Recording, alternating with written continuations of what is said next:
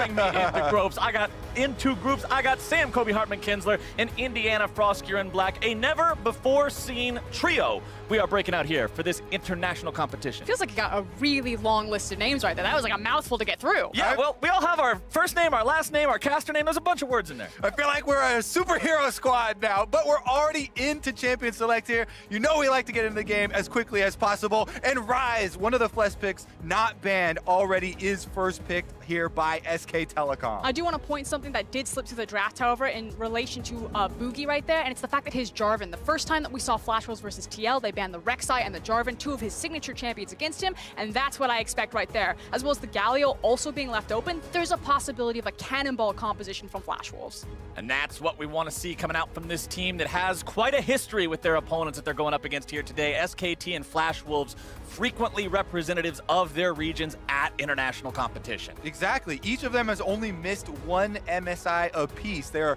synonymous with the regions that they are representing. Another thing here as far as the Champion Select, if you're looking at the earlier games that both these teams played today where they lost, SK Telecom, it was a lot through the top lane where G2 were able to get Jace, 4 Wonder, and use that to move around the map and take a lot of early Turks. Hanabi's definitely a carry player for Flash Wolves, and they could go in a similar strategy. But the thing is Flash Wolves seem to put so much attention to their bot lane, not necessarily just in their most recent performance, but also in their draft. The fact that they've had 2 games now back-to-back with such high priority on Kai'Sa, it feels like what Spawn was mentioning earlier, that they're just very telegraphed in everything that they want. And if there's one team you don't want to have download you, it's probably SKT. Yeah, this is a team that has been on record plenty of times before at being able to dissect and dismantle opponents, and now they will have some playmaking in the Lee Sin.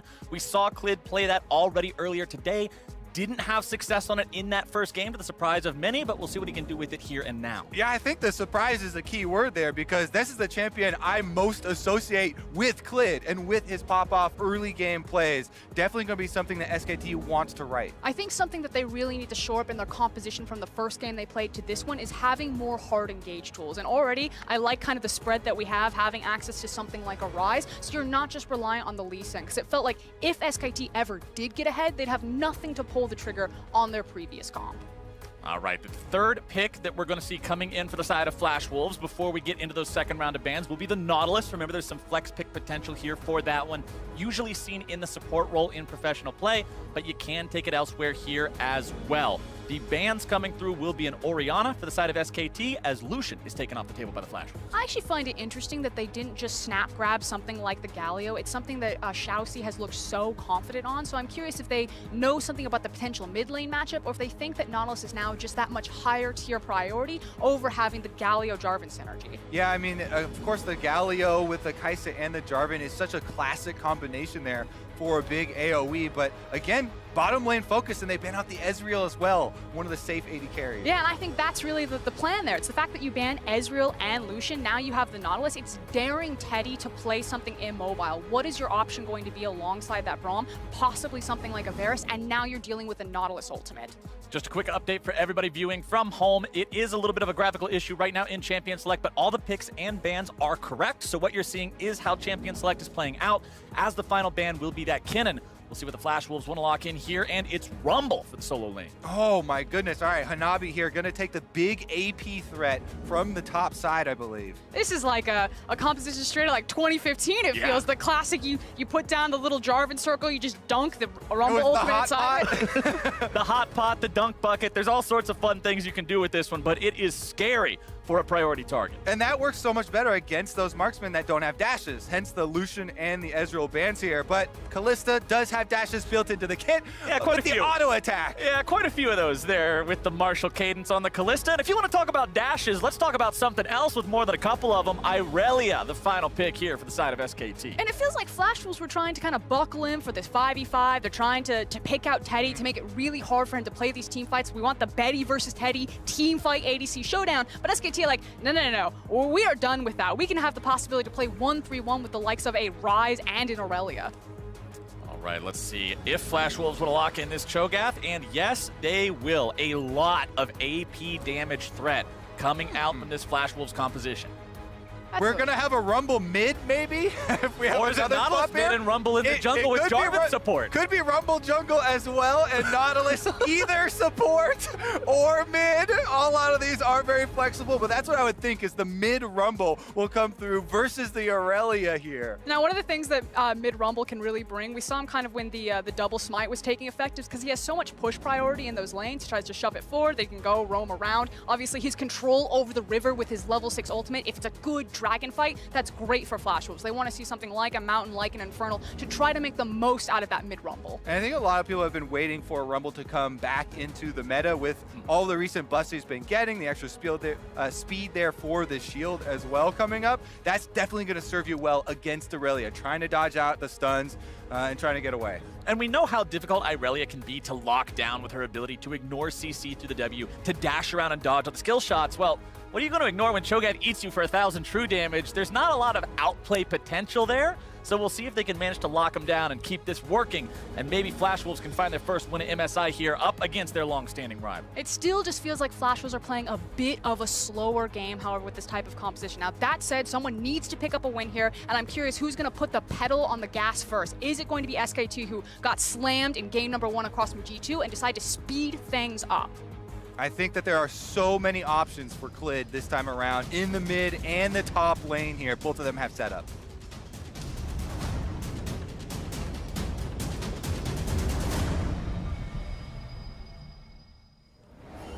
And as we jump into Summoner's Rift here for the 4th time today, SKT and Flash Wolves both looking for that first win of the main group stage here at MSI 2019. I want to remind everybody at home that these organizations, while both have quite a storied history, are currently both coming off of a rebuild kind of a year after a lack of success or a departure of many key members from previous iterations. Yeah, it's kind of departing from the golden era of both these organizations. And the thing is this is such a long-standing international rivalry. I'll hold it, though.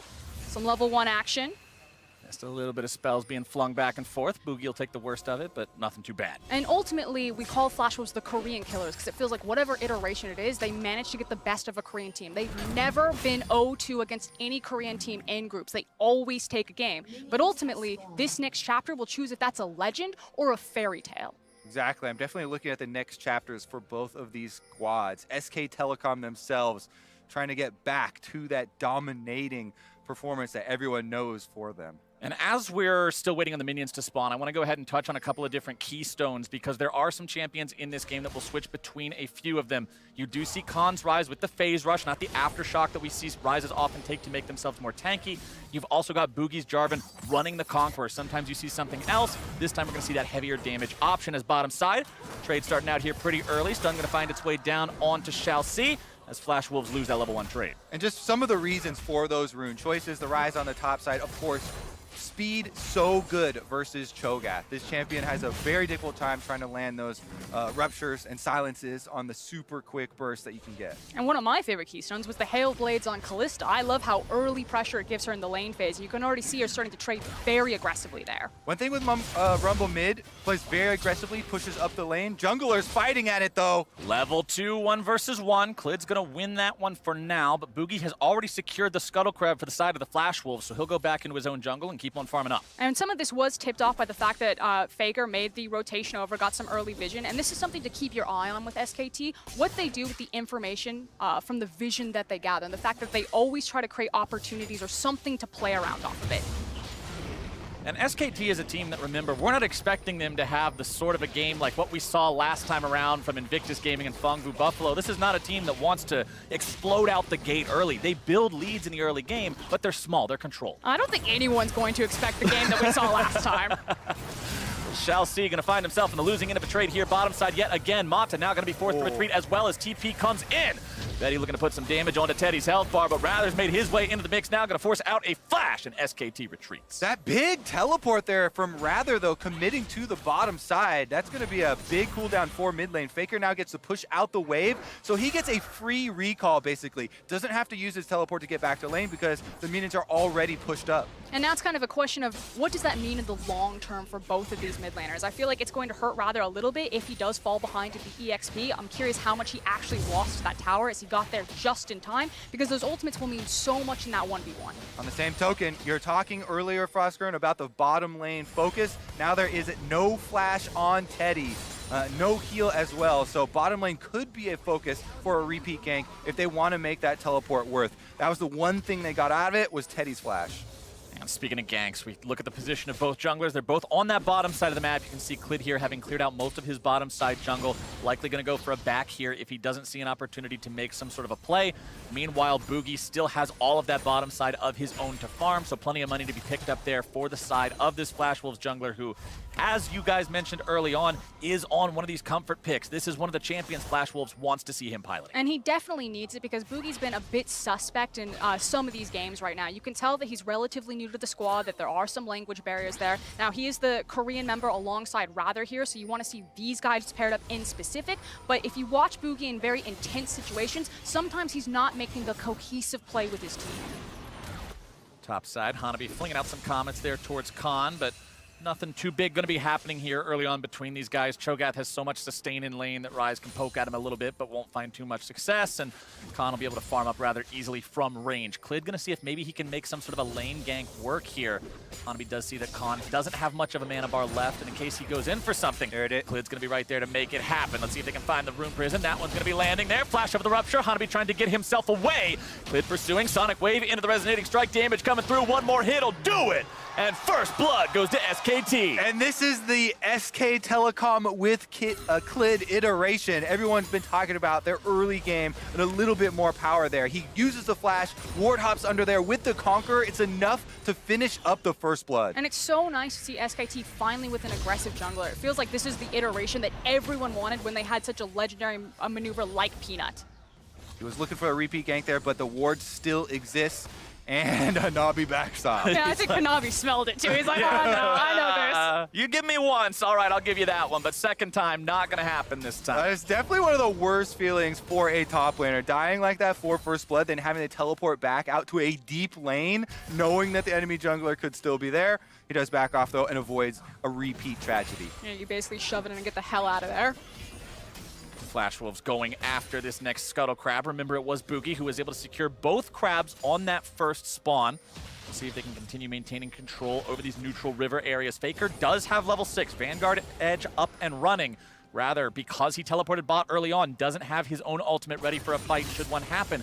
Now that he takes 6, it's going to be available. Let's take another look here at that topside first blood. And you called it, Clayton. It felt like the key thing here was the fact that Clid was able to get the flash over the Rupture, which allowed him to look for the Sonic Wave. Yeah, he's able to get in there, lands it slow as well. Then Conqueror procs, so he's going to ward hop right under the turret, finishes off that kill, and sets up top lane for success. Feels like the best case scenario here is the fact that Hanabi was able to actually shove the lane back in and get it bounced back to him, so he's not just completely zoned off his creeps. You can still see he's doing pretty well in CS and not extended too far to put him into danger without flash. Also pretty interesting to me that, after the opening game of the day, this is the change that SKT are making, where all the top lane focus, with the Jace matchup, caused them to lose control of the map so early on. Clid saying, not this time around. And he's putting so much of his early focus up there, even hovering around once again for another possible move. And one thing that I always think comes up as part of the conversation around who succeeds and who falters in international competition is the word adaptation. Which teams properly recognize the strengths and weaknesses of both themselves and their opponents and make the changes they need to turn losses into wins. And Korean teams, SKT especially, have always been one of the best examples of how to adapt properly, and SKT already seems to be learning from the things that went south in that first game. Meanwhile, on the bottom side of the map where Flash Wolves had the flash burned on Teddy, that thing's almost back up now. And the Kallista's almost level 6. Braum, Kallista lane, both of them being level 6 with summoners is going to be so much more safe. They won't have to spend any more attention. And this is one of the errors or kind of lack of adaptations that Flash Wolves made from game 1 to this game, is kind of recognizing what your strong and weak side of the map, where you have playmaking potential here, as Mata is snagged. Mata will be caught out alone here as his AD carry was able to complete the back, but Mata's was interrupted. However, that's a Braum. He has the Unbreakable. Pretty hard to be able to actually kill him there, so he'll just be delayed a bit on making that recall work out. Boogie, level 6. Clid, level 6. Both junglers have some pretty serious gank potential up and running right now. We'll see if they can make something happen with it, as Rather is going to be clearing out a control ward here in the river. And you can see Boogie staying just out of vision range for that one in case SKT would try to collapse. Yeah, the only unfortunate thing here for Flash Wolves is while their ultimates are ready to go, they want to pick a fight. You can see they're hunting around for it, is that it's a Cloud Dragon. There's nothing to really incentivize SKT to just blindly walk into a river here. SKT are going to pick the perfect moment when they have full information before they look for that strike. And when you look at the comparison between jungler items here as well, Boogie has components.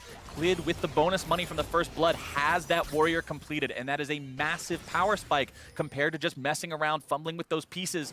As you can see mid lane here, Xiaoxi has made his rotation towards the mid lane, seeing if maybe there's something to set up with the Nautilus ultimate, rumble together. Again, the deep ward from Faker, though, that he placed in lane last time that Boogie came here, has provided him the extra information. But top side, it's Klid making a return trip. Hanabi in some trouble, going to be kicked back into the brush. More damage coming through from both these guys, and there is no way out. Khan makes sure that's going to be 2 kills for SKT. And take notes, Boogie, that's how you punish the lack of Flash. A repeat gank to make it happen. Meanwhile, cross-map trade, it's going to be Cloud for top. Flash Wolves doing a good job recognizing, hey, we've got to get something off of this. We can't just allow our top laner to fall behind without making some sort of a cross-map play. They'll grab that Drake for themselves. SKT not in any sort of a position to contest it. But when Ryze gets off to the races, that is a scary prospect. This champion is one of the most dangerous. He's put in a good spot to split push. Yep, able to get some extra damage on the turret as well and try and knock off one of those plates for himself. So extra gold after the fact. This time also getting the kill credit now means that the money is going in the right spot. And the scary thing is SKT are now at, I believe, a 2K advantage in this game with the composition that's able to play different iterations, multiple lane assignments rather than what Flash Wolves are running. So if they get ahead, they're just going to stay ahead at this point. Flash Wolves need to really start playing around the window, play around the Rumble ultimate. They need to make things happen. And getting ahead and staying ahead is actually pretty relevant when you look at the stats of Flash Wolves throughout their regular season play in spring 2019. When this team gets an early lead, they're pretty consistent in being able to close it out and push that towards a victory. But when they don't have the early lead, they're pretty consistently in trouble. This team doesn't do nearly as well playing from a deficit. It's like you were talking about, Frost, towards Boogie, but towards the whole team. When they're in those high-pressure situations, when they got to make something happen and the pressure is on, it doesn't always work out for this team. And I feel like this Rift Herald pickup is going to cause a lot of problems for Flash Wolves here. This is going to be a very big tool for SK Telecom, pushing this ahead. There are still turret plates for another 4 minutes left in this match. And Faker has done such a good job in the mid lane, not overextending himself, even though multiple attempts from not only the jungler, but also the support have come through mid lane. He's just absorbing so much pressure. I love the point that you bring up about the tower plates. Feels like early Rift Heralds, the ability to just springboard someone into a massive snowball, especially when you can pick between an Aurelia and a Ryze, depending on where you use that Rift Herald. It's no longer just about cracking open the map. It's about getting that item advantage and using that to leverage everywhere else. And guess what? He's back on the top side of the map here. Pinging between both solo lanes is Klid. Faker deciding he's going to start off a fight here in the mid lane. TP also going to be used. Faker looking to get himself away. Nice flash coming out from the EQ combo. The Jarvan looking to make the Cataclysm happen. A lot of juggling going on to Mata, but he will be able to get himself away. Flash Wolves look to make the play, but SKT gets everybody out. Oh, that Jarvan ultimate actually created terrain in front of the Nautilus hook that was in the air there. So it's stuffed to Xiaoxi's attempt at engaging as well. And Faker and the rest of SK Telecom get out alive with a commitment from Cho'Gath. That is almost another plate for Khan. And with the Rift Herald, that's going to be a whole turret. And that's the thing. It's the fact that, again, Faker absorbs so much pressure, and in the end, it's Khan who is suddenly on the front foot. And this is not just the full turret, this is the full turret plus every plate in the kitchen, ladies and gentlemen. That is the importance of using Shelly before 14 minutes. It's so much extra gold in your pocket, and it's a 3K lead for SKT. Felt like Khan went back and said, no, allow me to carry, give me the gold, and he's getting it this time around. As we take another look at this one, that Dragon's Rage kick delays the Cataclysm for so long right there. Yeah, Boogie was able to get the flash on the EQ there, knock up onto Faker, but there wasn't damage to follow it up.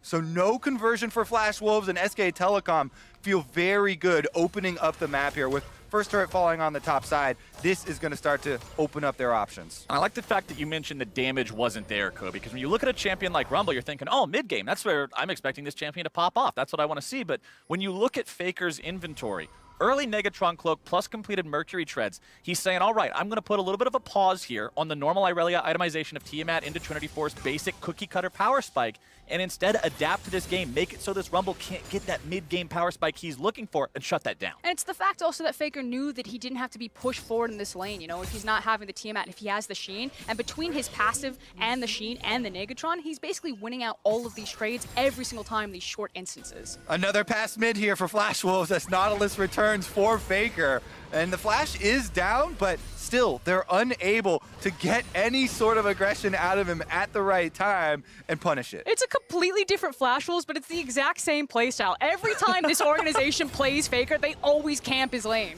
And because we didn't get to see Faker at Worlds, the last international competition we really had, maybe some people out there might have forgotten, but this happens to him all the time. So often teams try to shut him down, and time again, the man is immaculate at absorbing pressure and not having it be a liability. Now it's Clid looking to make a play onto Shalcy, who's going to be knocked out of position. Nice Dragon's Rage, going to make sure that one happens. And the Nautilus goes back to the depths. It's Teddy getting the kill on that one. And guess what? The Ocean Dragon is about to come up, so SKT probably going to have control of this area of the map at the perfect time. And now it's a question of where do they want to strike, if they maybe want to look for a small window before that dragon pops up, or maybe they just get control of the river and take it for free. Teleport is ready for Khan on the rise in the top side. He's got the Seraph's Embrace completed, and he's feeling quite good about himself. So he can shove out the minion wave first and then join the rest of the team if there's any sort of movement from Flash Wolves. That movement is going to be running away with your tail between your legs. If Flash Wolves know what's good for them, they're down 4,000 gold. They're down TP advantage. This is not a fight anybody, unless you're looking for a gray screen, is going to take. Flash Wolves walk away from. But the problem is that with Flash Wolves composition, because I agree, they're down in gold, they're down in items, but that comp only works when you're fighting together. They have to look for fights or look for scenarios where they can actually try to inch their way back into this game. And again, if we return to the damage evaluation point, they're not really going to have that big boost until Kai'Sa gets the Rage Blade active. Rumble right now is sitting on the pieces of what will be Azonia's. Not going to add that early oomph that you're looking for Rumble. Level 11, you're used to seeing double spell penetration, you know, big ultimates coming down, but they aren't going to have the punch to be able to create their own plays. And it means that there's kind of this closing window or this ticking time bomb on Flash Wolves composition before, again, SKT will just start eating up the map and ripping them around Summoner's Rift. And I mentioned earlier how Flash Wolves are known to struggle when they don't get an early lead. It's pretty rare to see a team not get a single turret plate over the course of 14 minutes of play. But Flash Wolves have currently been locked out of everything on Summoner's Rift except that single Cloud Drake that they were able to acquire earlier. SKT has been piloting this early game very well so far. Yeah, this game really hitting home that it's a new Flash Wolves and a new SK Telecom.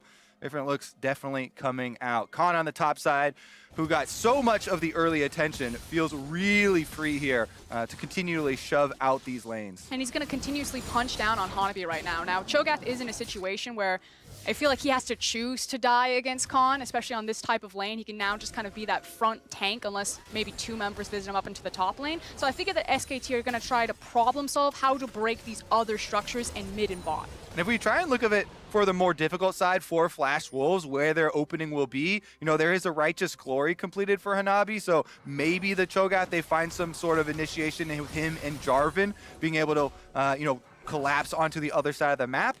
Got a little bit of time to wait for his teleport to come up before they can actually all converge, but that might be the thing that they're looking for, because now the Oblivion Orb does come in for Rumble. He's not going to complete the Zhonya's first, and he will have that punch of the double-layered spell penetration. And as Frosk mentioned, Flash Wolves have to find the opportunity to use this team fighting comp to find that big multi-man engage and make that win condition sing. But the problem is, you're down 4,500 gold against a team that ranked #1 in the LCK at converting advantages and leads at 10 and 15 minutes into wins. SKT is not a team that gets ahead and then accidentally throws it away. They are a team that gets ahead and then slowly but surely, bang, bang, bang, that's the nails going into your coffin one after another. I mean, you know that better than anyone else, Clayton. You've seen what they can do to teams even when they do have massive. That said, just because Flash Wolves know what they need to do, it also means that SKT know exactly what they need to do. So you can see that river, that vision is completely lit up, and they're just cheating in between mid and bot, chipping away at these structures, recognizing that Flash Wolves are probably going to get desperate, probably look for a team fight. But as long as SKT can wait it out, curate the exact team fight that they want, it's just a matter of time. Next Drake will be that Infernal, spawning in under 2 minutes. Baron will be spawning at almost the exact same time. SKT with total control over the bottom side river right now. You can look at the vision game being played. Plenty of wards down there for these guys, making sure that Flash Wolves can't walk into the river without SKT knowing about it. And as they fire off the Scryer's Bloom, Clid says, oh, that's a control ward that's not from my team? Nope, get that out of here. We're not going to allow that to stand any longer. And they make it so Flash Wolves is always having to guess what's safe and what's not on this map. Yeah, a lot of advanced moves here from Clid. Top side, though, Khan's got a control ward, should be just fine. Yeah, Boogie's going to show up, but not find himself any success. 0-0 and 0 on this Jarvan pick. Hasn't been able to get involved, really get his team any wins throughout the game thus far. As bottom side, the second turn of the game will drop to the side of SKT. As Chelsea goes for the flash into the engage, but SKT is right here for the follow-up and the counter-attack. They're going to be putting a lot of damage into Rather, who has to go into the stopwatch here. Immediately stunned down onto Chelsea. He's going to be exploded as the damage just rains into the Flash Wolves lineup. But it's going to be SKT who then loses 2.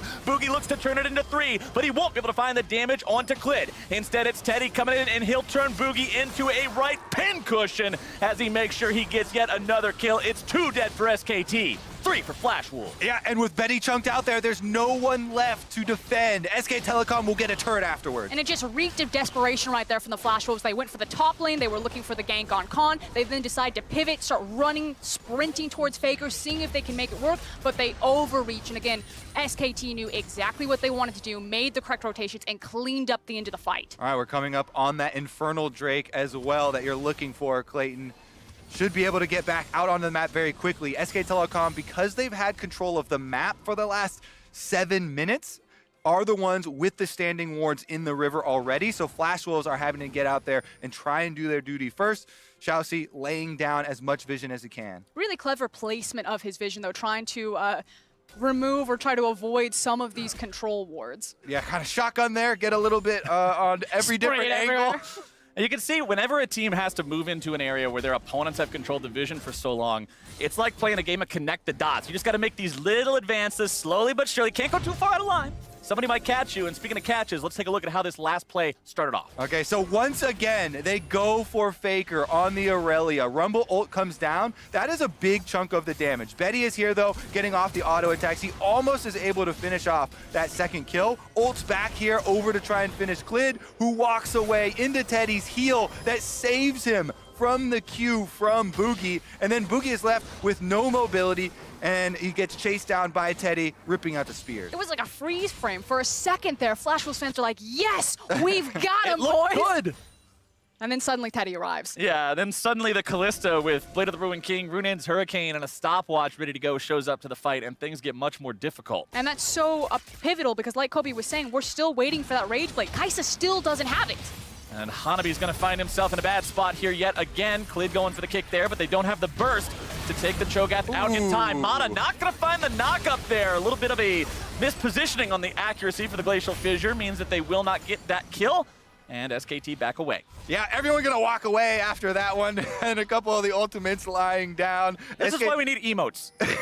Professional play. That would have been the Soraka Cup. Yeah, this is fine. Thank you for trying. If we check in once again on the map, though, the game state just getting worse for Flash Wolves. All these deep wards you can see in this blue quadrant of the jungle as we're sweeping over here have been left behind, and it makes it so dangerous, for Flash Wolves to now transfer between turrets for defense. They're just trying to ward off SK Telecom. But they're continually losing out on gold. Yeah, the only silver lining here is the fact that the Rage Blade has finally come in for Kai'Sa. You now have double points in the ultimate for Rumble. So again, we're still looking for that wombo combo. We know that the Flash Wolves want it, and they at least have some punch behind their damage if they set it up correctly. Flash Wolves moving Rather into the top side. Now you can see Khan just hanging around. Does have a 2-level advantage over Rather should these two find themselves in the 1 versus 1 here top side. Chelsea also sitting in this brush just to make sure if SKT tries to move in with multiple people, they will not be able to collapse and freely take kills off these Flash Wolves members. but look at the ward line. Look at how this slowly advances through Flash Wolves territory with everything from that outer turret line down. It's so much easier for SKT to move up like this and choke out more of the map. And everyone who has played League of Legends knows this feeling. Your team is down, you're behind, the entire map is dark.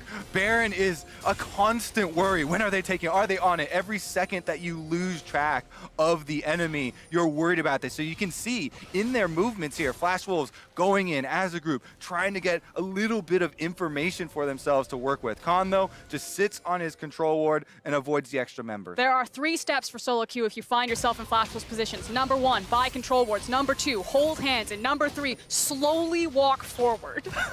Everybody just trying to stay together. Don't go into the jungle without your jungle buddy. That is the rule for the Flash Wolves. Anybody gets themselves caught out, they will be in a world of hurt.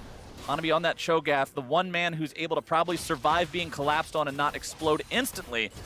But SKT still looking very scary. Trinity Force finally online here for Faker. Did go for the Wit's End to complete that beforehand. SKT lineup's looking pretty threatening. Khan finding a little bit of damage there onto Boogie, taking him down to half HP and stealing the red.